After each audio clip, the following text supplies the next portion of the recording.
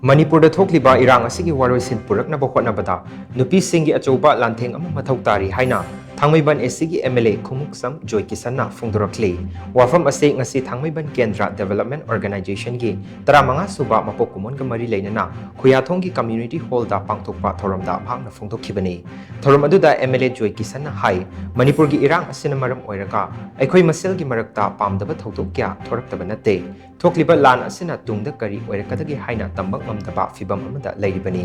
masida lan asigi khudong chaba lauraga furuk maselgi marakta machet tanaba sinbasu yauri loinena sendan lambida khong thangzilapa kyasu yaudaba nate masi pumnamak nupi khunaina akanba mityeng changduna laksaloba chummi masiga iroinana hojik thokliba lan asigi Waroisin Puraknaba Hotnabada Nupi Singgi Laantheng amsu chawna mathok tari hojiki luraba tanfam asida aikhoi masel khunabagi mahut tasen khomjilaga apunbagi pangal sagaduna tungi mirol gidamak chawkhatpa lamdam ama thamlamnaba hotnaminasi tangdu leitaba Puraktana chawkhat lamzelda yawba ngamloi lan asi thoktringai mamangda leiramba Manipur gi chawkhat thorang masidi maning halle Irang asina maram oiraga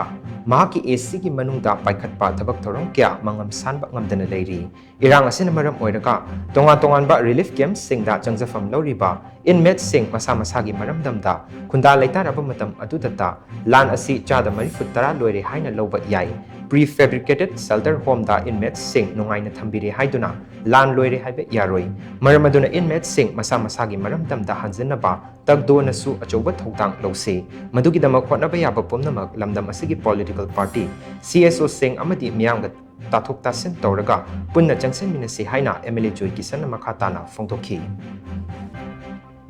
PTV dan lemjeninga werbane Manipur nupi singi thongna Manipur thokli je phot ko je pobo sai se kudingi nupi lan pangthok lei ni hosik lei reiba mayam sina su makhoi gi matau tamdana khoi lingchen thongna to han ba lei tri se kulline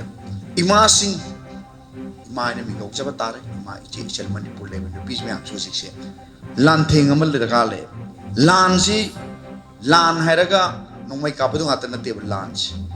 akhoi de hosik lei riba lan se kai noi se khangmina bam sitra ka le ai wakhan di hosik se ima singna lobi ga daba nipugi nupi khode mun lobi ga daba se shanti porona ba madugi lan pham doina thana bi woi na ya apil tawja